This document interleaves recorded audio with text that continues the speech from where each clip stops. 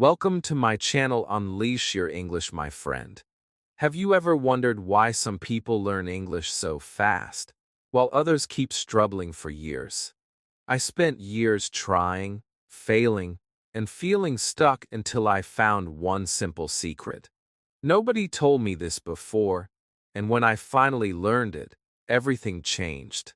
Today, I'm going to share it with you step by step, and I promise, by the end of this video, you'll never look at English the same way again. Have you ever felt this struggle too? Tell me in the comments. I'm curious to know your story. Chapter 1: The Struggle. I remember sitting in my classroom, looking at the textbook in front of me, and feeling like the words were dancing just to confuse me. I knew I was supposed to learn English. I wanted to. But every time I tried to speak, my mouth felt heavy, my tongue stuck, and my mind went completely blank. I would practice in my head, but when it was my turn to say something out loud, my voice would shrink until even I could barely hear it. And that felt awful. Have you ever felt like you have so many thoughts inside you, but they get locked away just because you can't find the right English words? It wasn't just in the classroom. I would see people talking confidently in English on TV, in movies, or even in my own city, and I would think, how do they do it? They didn't look nervous. They didn't keep stopping to remember grammar rules. They just spoke, and there I was, afraid to even say, "How are you?" without sounding wrong. It's a strange kind of pain wanting to speak, but fearing what will happen when you open your mouth. I told myself it was because I wasn't ready yet, but deep down, I knew if I kept waiting to feel ready, I might never speak at all. I tried many times. Sometimes, I would even prepare sentences before speaking, but the moment came and my mind went blank again. The words I wanted to say seemed to disappear like smoke.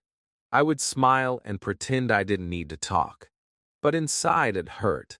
It felt like I was invisible in every English conversation, just watching life happen around me instead of joining it. I started thinking maybe English was not for me. Maybe some people just have a talent for languages, and I wasn't one of them. But here's the truth I didn't understand back then. It wasn't that I couldn't learn English. It was that I was learning it in a way that made me afraid to use it. I thought I needed to memorize everything before I could speak anything. I thought mistakes were bad, so I avoided them at all costs. I didn't realize that by trying to be perfect, I was actually stopping myself from learning at all.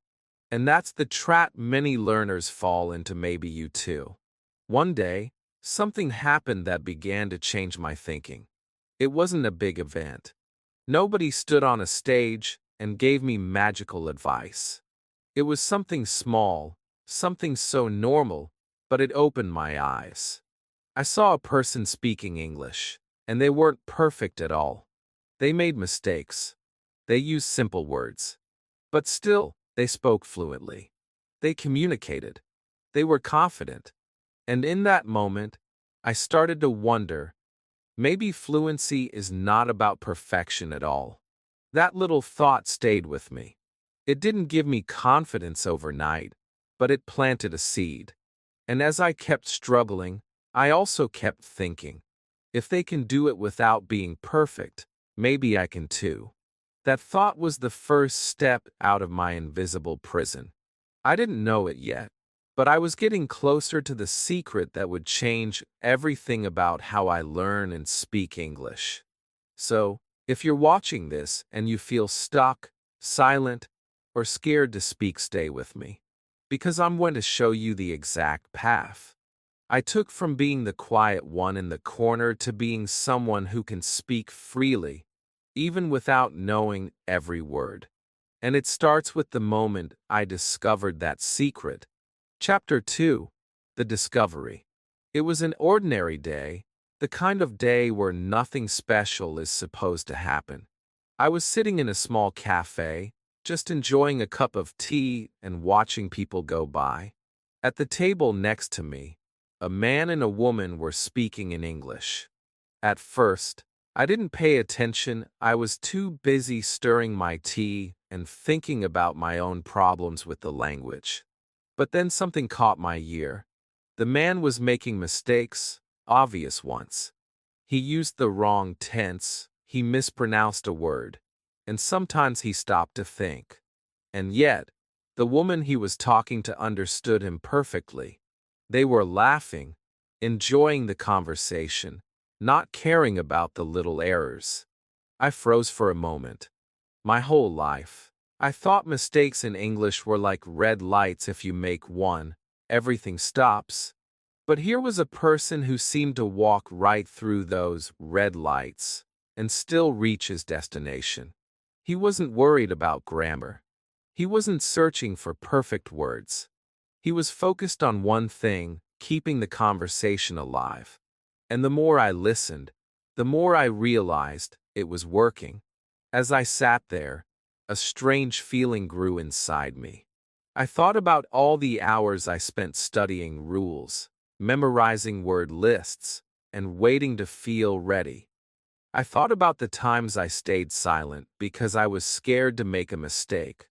And now, here was living proof that my way was all wrong. This man had something I didn't, not perfect English, but the courage to use what he knew without waiting for perfection. I leaned back in my chair and thought, if he can do this, why can't I? It wasn't about being born with a gift. It wasn't about studying for 10 years. It was about using the English you already have, even if it's just a few words. Even if it's not correct all the time. The conversation matters more than the mistakes. That realization hit me like a quiet thunderstorm, not loud, but powerful enough to shake something inside me. I began to think about my own English differently. Maybe I didn't need to know everything before I spoke. Maybe I just needed to start speaking with what I already had. Even a small step would be better than standing still. The man and woman finished their drinks and left, still smiling. I never saw them again, but what they left behind in my mind was more valuable than any English class I had taken. It was proof. Proof that my fear of mistakes was the real problem, not my English. Proof that fluency isn't about knowing all the rules, it's about using what you know right now. That day was the beginning of a big change.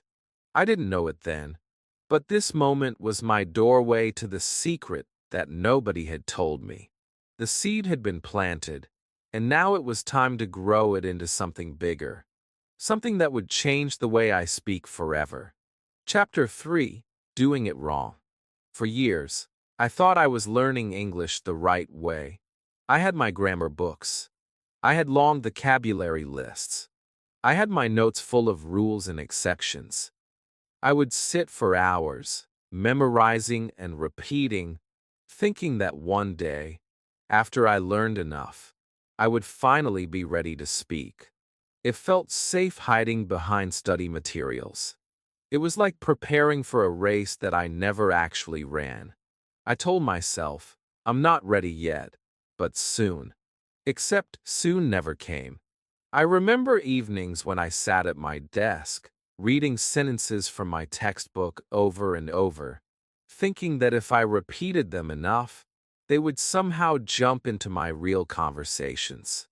But when the moment came to actually use English at work, with a tourist, or online, I froze. Everything I had memorized disappeared, and my mind went blank. It was like training for swimming by reading about water, but never jumping into the pool. The truth is, I was making the same mistake most learners make without even realizing it. I was learning about English, not learning to use English. I could explain grammar terms like present perfect and past continuous, but I couldn't order coffee without feeling nervous. I could write a perfect sentence in my notebook, but I couldn't say, I need this, without thinking for 5 seconds first. That's when it hit me knowledge and fluency are not the same thing. Looking back, I can see why my old method failed. I was waiting for perfection before I started speaking. I thought mistakes were a sign of failure, so I avoided them. I thought fluency was something I would magically get after I learned enough. But the truth? The only way to be fluent is to start speaking before you're ready. You don't learn to play the guitar by studying the notes. You learn by playing it badly, at first, and better over time. I also wasted so much time learning words I never used. I would memorize photosynthesis, but couldn't say, "I'm hungry." I was proud of knowing advanced vocabulary, but it was useless in my daily life. That's another trap, learning random words without connecting them to real life. It's like filling your bag with tools, but never building anything. The worst part? This way of learning slowly kills your confidence. Every time you stay silent, you train your brain to believe speaking is dangerous. Every time you avoid mistakes, you make mistakes feel bigger in your mind. I didn't see it at the time, but my fear was growing, not my fluency. But here's the thing: when I saw that man in the cafe speaking imperfect English, but still communicating, something inside me started to shift. I began to question everything I was doing. If my method wasn't giving me results after years, why was I still doing it? And more importantly, what if there was another way? I didn't know it yet, but I was about to completely break the old rules I had been following. I was about to stop chasing perfection and start chasing connection. That's when I truly began to understand the secret, and in the next part, I'll finally tell you exactly what it is. Chapter 4: The Secret. Here it is. The moment I had been waiting for without even knowing it.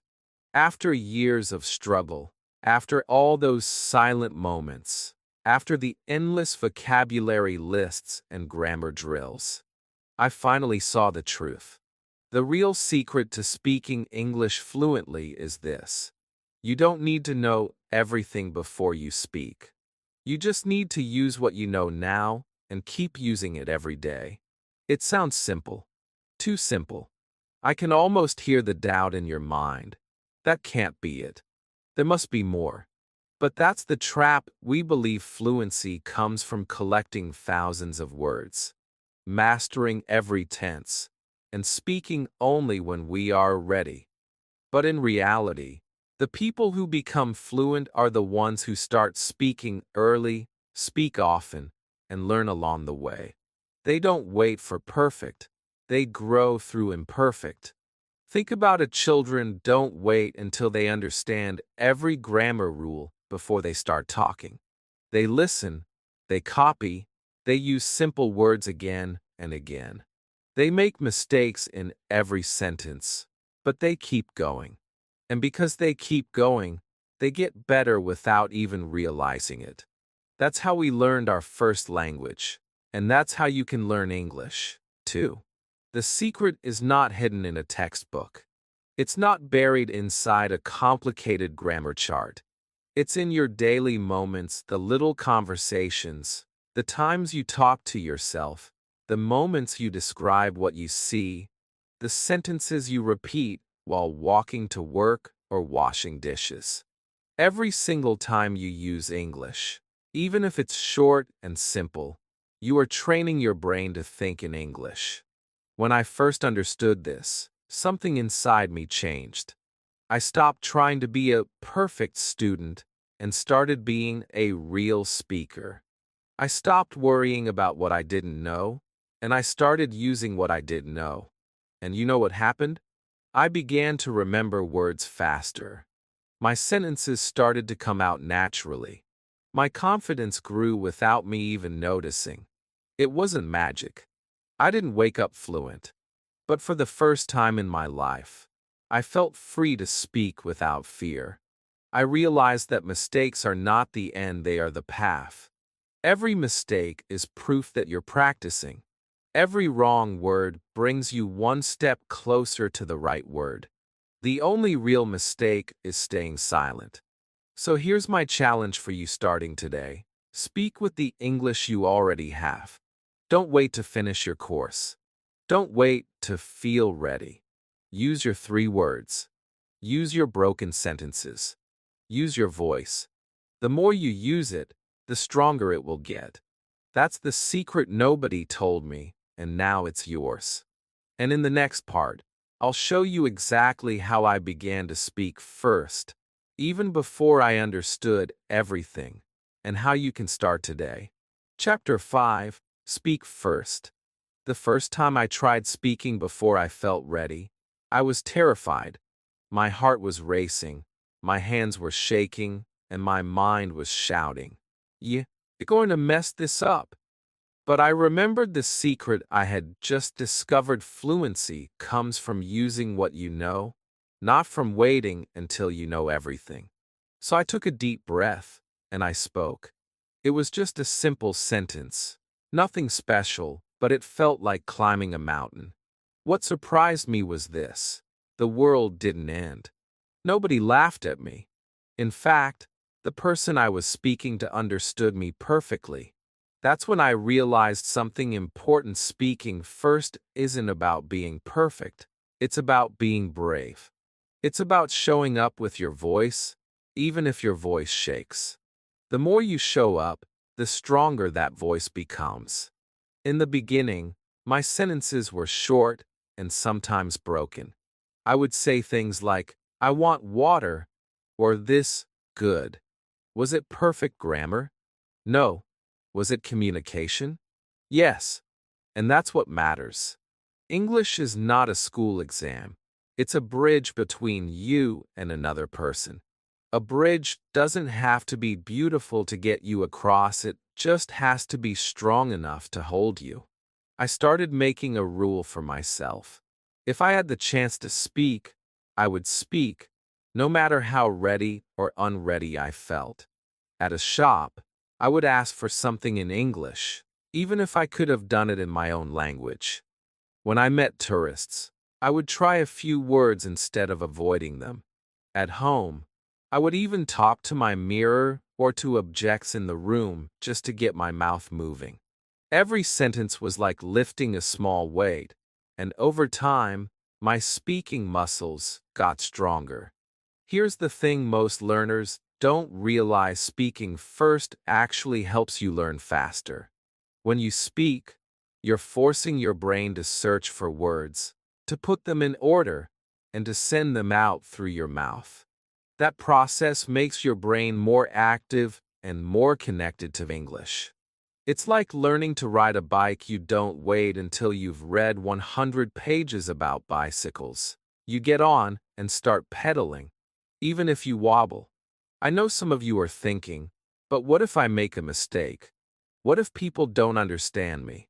Let me tell you something: even native speakers make mistakes. The difference is, they don't stop speaking because of them. If someone doesn't understand you, you try again, use different words, or even use your hands to explain. Communication is not about perfect sentences, it's about making meaning clear.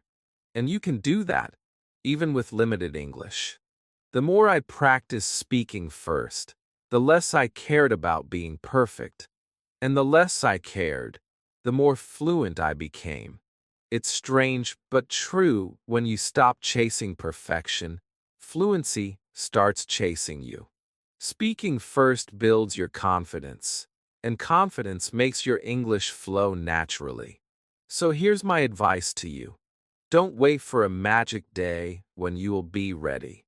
That day will never come unless you create it. Your readiness grows every time you speak. Start small. If you need to 1 sentence today, 2 tomorrow, 3 the next day. But start, because every time you open your mouth, you're 1 step closer to the speaker you want to be. And in the next part, I'll share the second half of this secret: why listening like a child will make your speaking improve even faster than you thought possible. Chapter 6, Listen Like a Child. When you were a baby, you couldn't speak a single word. You didn't know grammar. You didn't even know what a word was. But you listened for hours, days, months. You heard your parents, your family, the people around you. You heard sounds, rhythms, and patterns. And slowly, without even trying, you began to understand. Then one day, the words started coming out of your mouth, not perfect, but real. That's how every child learns their first language. And that's exactly how you can learn English, too. After I learned to speak first, I realized something important. Speaking alone is not enough. You need a constant flow of English going into your ears. Without listening, your brain runs out of material to use. It's like trying to cook without ingredients. You can have the best pan in the world, but without food to put in it, you'll stay hungry. Listening is the ingredient. Speaking is the cooking. The problem was, I used to listen the wrong way. I would play long English videos in the background while scrolling my phone. My ears heard the sound, but my brain wasn't really paying attention. That's not listening, that's just noise. Real listening is focused, active, and emotional. You don't just hear the words, you feel them, imagine them, and try to repeat them. So I began listening like a child's short, simple, clear sentences that I could copy. I picked short clips from movies, TV shows, or even YouTube videos. I would play them again and again until I could hear every word. Then, I would repeat them out loud, copying the tone, the speed, the emotion. At first, it felt silly, but then I noticed something amazing. My speaking started to sound more natural. My words began to flow like they did in the clips I was listening to. Children don't study pronunciation, they copy it. They don't learn intonation from books, they hear it, feel it, and repeat it. That's why they sound like natives in their language. You can do the same, no matter your age. Age doesn't block your ears, fear does. If you can hear it, you can copy it. And the more you copy, the more your English becomes automatic. I made listening a part of my daily life. While making breakfast, I listened to a short English story. While walking, I listened to a conversation between two native speakers. While cleaning, I played English songs and tried to sing along, even if I didn't know every word. The more I surrounded myself with English, the more it started to feel like a normal part of my life, not something I had to study, but something I lived with. And here's the magic: listening like this makes speaking easier. The phrases you hear often start to pop into your mind when you speak. You don't have to build sentences from zero. You just pull them from what you've heard before. That's why listening like a child is not a waste of time, it's the fastest way to fill your brain with ready-to-use English. So here's my challenge for you. Today, find one short English clip, just 10 to 20 seconds long.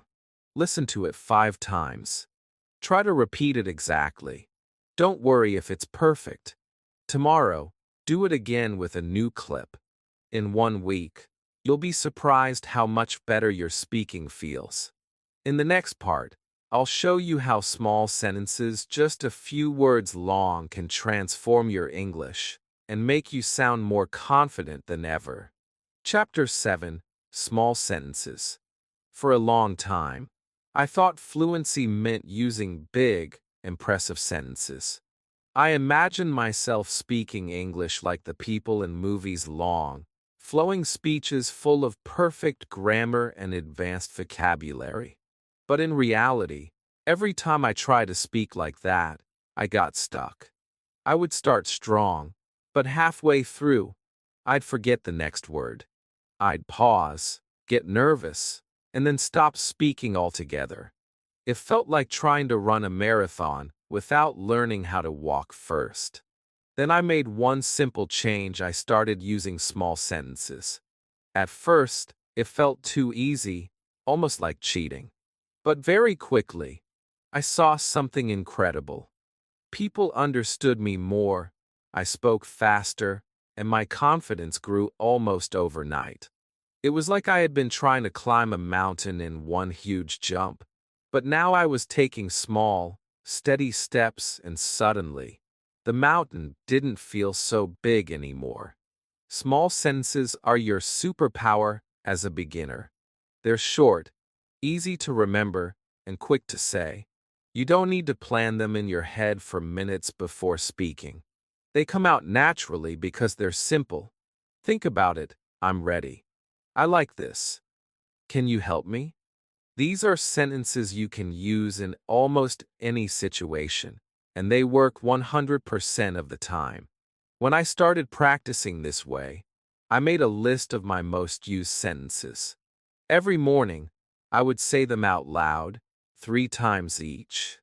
During the day, I would look for chances to use them with a shopkeeper, a friend, or even just talking to myself. And every time I used them, they became more automatic. My brain didn't have to build them anymore. They were just there, ready to go. This was the opposite of my old way. Back then, I would spend hours learning big words like complicated, environmental, and negotiation, but I couldn't even say, I'm tired, without thinking. The truth is, small sentences are not less English. They are the foundation of all English. Even native speakers use them all the time. Listen to real conversations, you'll hear short, simple sentences everywhere. The magic of small sentences is that they keep the conversation moving. If you don't know a big word, you can still express yourself with a simple sentence. For example, instead of "this product is not meeting my expectations," you can just say, "I don't like this." Instead of, "I would appreciate if you could provide me with some assistance," you can say, "Can you help me?" The meaning is the same, but the second version is easier, faster, and more natural for beginners. Once I understood this, my fear of speaking almost disappeared.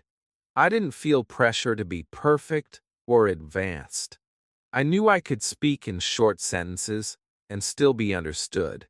And the more I used them, the more I naturally started combining them into longer ones without even trying. So here's my advice. Make your own small sentence bank. Write down 10 to 15 sentences you can use every day. Practice them until they feel natural, and then use them everywhere. In a few weeks, you'll notice your English flowing more easily, not because you know more words, but because you can use the ones you already know without thinking. In the next part, I'll show you how to take these small sentences and turn them into powerful daily practice without adding hours of boring study time to your life. Chapter 8: Daily Practice. When I used to hear the words daily practice, I would imagine hours of studying, sitting at a desk, reading textbooks, and feeling exhausted. That's why I kept avoiding it. I thought practice had to be heavy and serious, something I had to prepare for. But then I realized I was practicing my first language all day without even knowing it. I didn't have language lessons as a child. I just lived with the language. And that's when I understood daily English practice doesn't have to feel like school. It can be part of your normal life. The first step was changing how I saw practice. Instead of thinking, "I need 2 hours to study," I started thinking, "I just need 2 minutes to speak." Instead of looking for study time, I looked for English moments. These were small windows in my day when I could slip English in, naturally brushing my teeth, cooking, walking to the shop, waiting for the bus. I turned each of those moments into practice time. In the morning, while making my tea, I would talk to myself in English. "I'm boiling water. I'm pouring tea. This smells nice." While walking to the store, I would describe what I saw. A red car. A tall building. A busy street. It didn't matter if anyone heard me. The goal wasn't to impress. The goal was to keep English alive in my mouth. I also learned that daily practice works best when you mix it with things you enjoy. I love listening to music, so I found English songs I liked. I listened to them while doing chores and tried to sing along, even if I got the words wrong. I love movies, so I watched short clips in English and repeated the lines. I love talking to friends, so I set a rule. Once a day, I'd send a short English voice message to someone, even if it was just saying hello. The magic of daily practice is that it doesn't feel like extra work. You're not adding stress to your day. You're replacing small moments of silence or waiting with English. It becomes a habit, just like brushing your teeth. You don't ask yourself, "Do I have time to brush my teeth today?" You just do it. And soon, you don't ask yourself, "Do I have time to practice English today?" You just do it. The best part? Daily practice is what makes your English stick. Studying once a week for hours will never give you the same result as practicing a little every day. Your brain learns better in small, repeated doses. And when you practice daily, your progress feels almost invisible at first. But then one day, you notice you can say things faster, remember words quicker, and understand sentences without translating. I remember one moment when I went to a shop, and without thinking, I greeted the shopkeeper in English, asked for what I needed, and thanked them all naturally, without planning it in my head. That was the moment I realized daily practice had rewired my brain. English wasn't just something I studied anymore. It had become part of me. So here's your challenge. Find at least 3 English moments in your day: morning, afternoon, and evening. Keep them short, just 1 to 2 minutes each. Talk, listen, repeat, or read something in English. Do it every day. It may feel small now, but these small drops will fill your ocean of fluency. In the next part, I'll tell you why making mistakes during this daily practice isn't something to fear, it's actually the sign that you're doing it right. Chapter 9. Mistakes Help. When I first started speaking English, every mistake felt like a disaster. If I used the wrong word or mixed up tenses, I would feel my face getting hot. I would replay the moment in my head for hours, thinking, why did I say that? Why didn't I say it correctly? It was exhausting, like carrying a heavy bag full of all my past mistakes.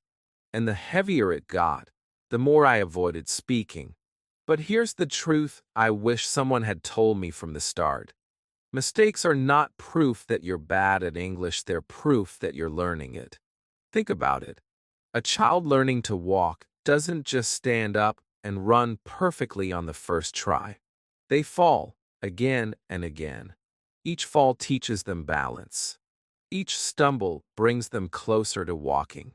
The falls are not a sign of failure. They are part of the success. The turning point for me came during a conversation with a tourist.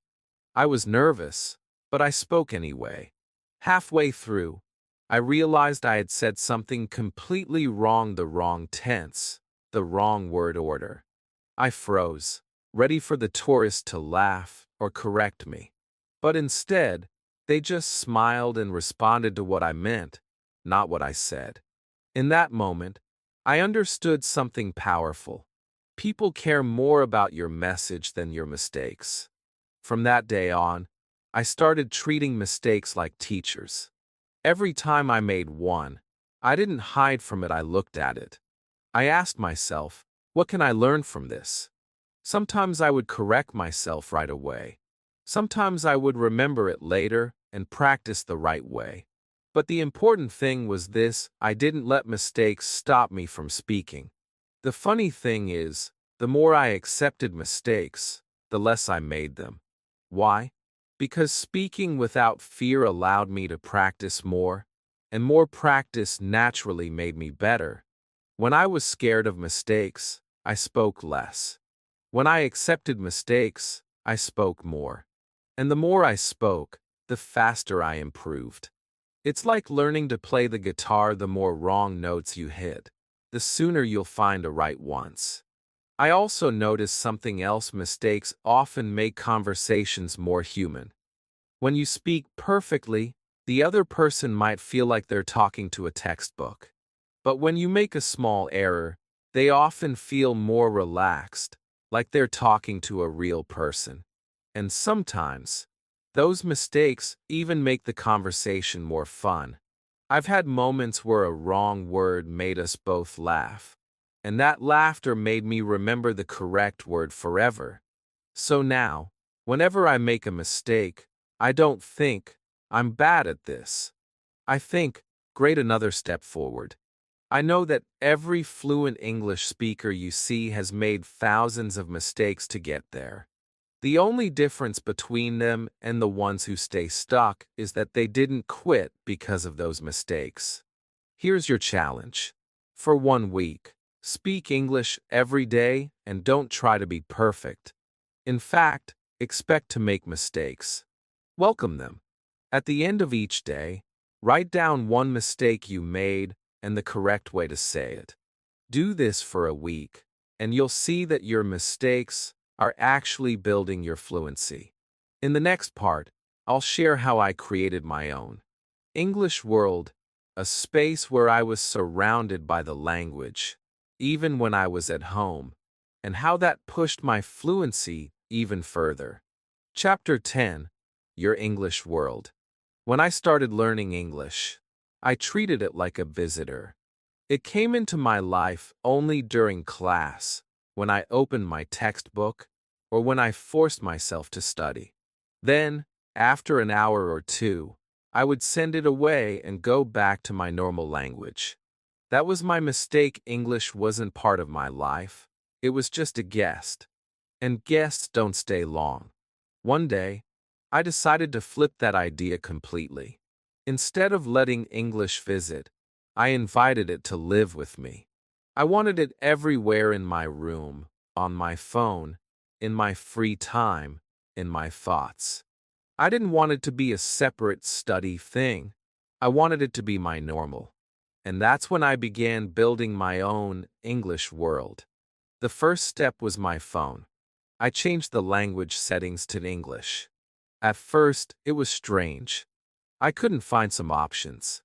I had to guess what certain words meant. But guess what? In just a few days, I started recognizing them naturally. Words like settings, storage, gallery became part of my vocabulary without me even trying to memorize them. Every time I used my phone, I was practicing English. Then, I filled my space with English. I put sticky notes on things around my room: mirror, door, desk, cup. Every time I looked at them, my brain connected the object to the word without translation. I even labeled my fridge, shelves, and kitchen items. Suddenly, my home wasn't just a place I lived in, it was my language classroom. I also made sure that English was in my ears and eyes as much as possible. My playlists became English songs. My YouTube recommendations became English videos. My social media followed English-speaking creators. Even when I didn't fully understand, I was surrounding myself with the rhythm, tone, and sound of the language. It was like soaking in English all day, every day. The beautiful thing about creating your English world is that you stop depending only on study time to improve. Learning becomes part of your daily habits. You might be cooking, cleaning, or even relaxing, but English is still flowing into your mind. This constant exposure keeps your brain connected to the language so it doesn't switch off when you're not studying. And it's not just about input, it's about output too. In my English world, I talk to myself constantly. If I made tea, I'd say, I'm boiling water. If I looked outside, I'd say, it's sunny today. If I saw something new, I'd ask myself in English, what's that called? This made speaking feel normal, not like a special event I had to prepare for. The more I lived in my English world, the more my confidence grew. It didn't matter if I traveled abroad or stayed in my hometown, I carried English with me. And that's the real power of this idea. You don't need to be in an English-speaking country to be in an English world. You can build it right where you are. Here's your challenge. For the next 7 days, change at least 3 things in your environment to English. It could be your phone language, your music playlist, your sticky notes, or your YouTube feed. Live with English, not just visit it. Soon, it will stop feeling like a foreign language and start feeling like part of who you are. In the next part, I'll show you how to turn this English world into a daily habit that you follow without even thinking about it, so fluency becomes automatic. Chapter 11. Make it a habit. The truth is, even the best English practice plan in the world is useless if you only do it once in a while. Learning English is like growing a plant. You can't water it once a month and expect it to bloom. You have to give it small, regular care. That's what turns English from something you study into something you live. And the only way to make that happen is by turning it into a habit. When I first started, my English practice was all over the place. One day I would study for 3 hours, then I'd do nothing for a week. My progress felt slow, and I would often forget what I learned. It was like building a sandcastle and then watching the waves wash it away. That's when I realized I didn't need more time, I needed more consistency. Even 10 minutes every day would be better than 3 hours once in a while. The magic of habits is that they take away the question, should I do this today? Instead, you just do it, without debate. You don't think, should I brush my teeth today? You just brush. And English can be the same. Once it becomes part of your daily routine, you no longer rely on motivation to keep going. You rely on momentum. I started small. Every morning, before touching my phone or talking to anyone, I spent 5 minutes in English. Sometimes I listened to a short audio clip. Sometimes I read a few lines from an English book. Sometimes I just spoke a few sentences to myself in the mirror. It didn't matter what I did, what mattered was that I did it every single day. To keep myself accountable, I used a habit tracker. It could be a notebook, an app, or even a calendar where you put a big X on each day you complete your practice. I made a rule: don't break the chain. Even if I was tired or busy, I would do anything in English, just so I could keep my streak alive.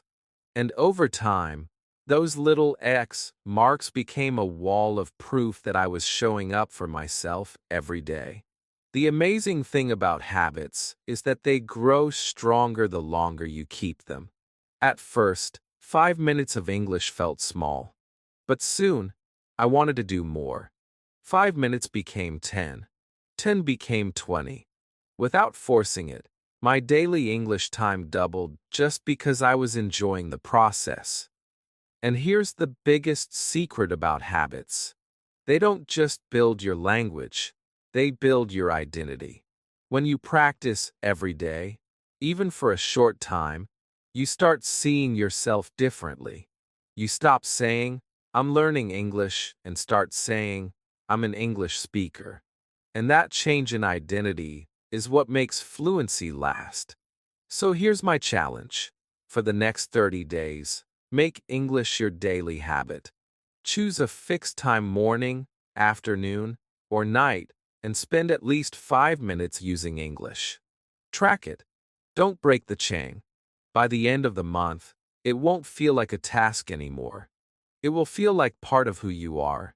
In the next part, I'll bring everything together, all the struggles, discoveries, and secrets, and show you why now is the perfect time to take your turn and make English yours. Chapter 12, Your Turn.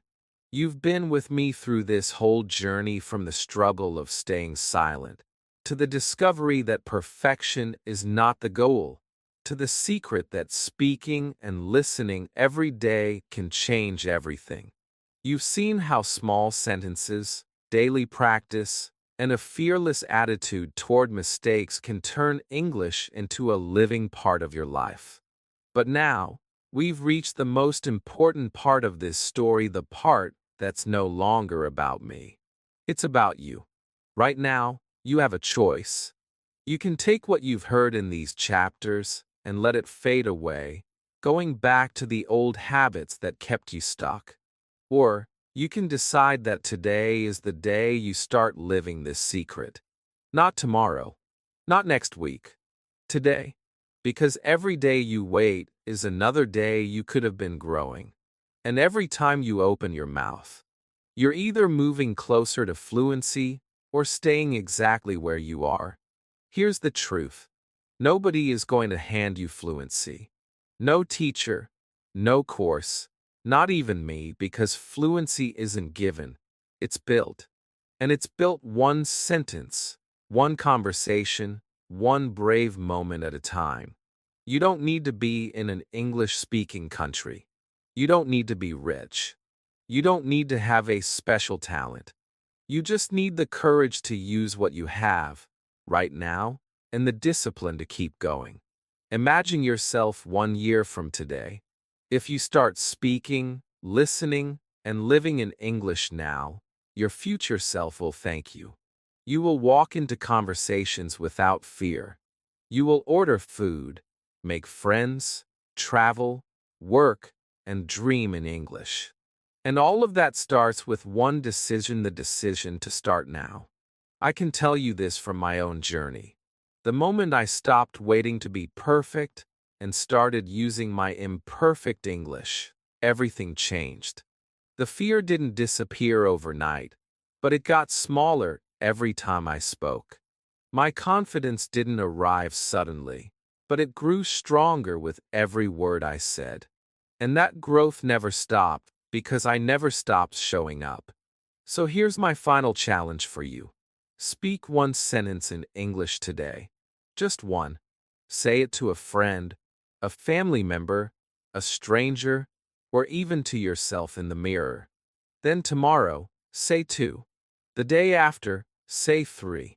Build your fluency one small brick at a time, and don't let fear take away another day of your progress. And if you're ready to walk this path with me, to keep learning, keep practicing, and keep building your English world, then stay connected. Like this video so more learners can find it. Comment your first English sentence below so we can celebrate your start together. And most importantly, subscribe to my channel, Unleash Your English, because this journey isn't over. The secret is yours now, but the next steps, the next victories, and the next breakthroughs are still waiting for you. This is your turn. Take it. Speak. And don't stop. Now it's your turn to speak up. Don't let another day pass without using your English, even if it's just one sentence today. Share your first sentence in the comments so we can cheer you on. If this video lit a fire in you, hit that like button so more learners can find it. And subscribe to Unleash Your English for more secrets, stories, and daily motivation to keep you moving forward. Turn on the bell so you never miss your next step to fluency. Your English journey starts right now. Let's make it unstoppable.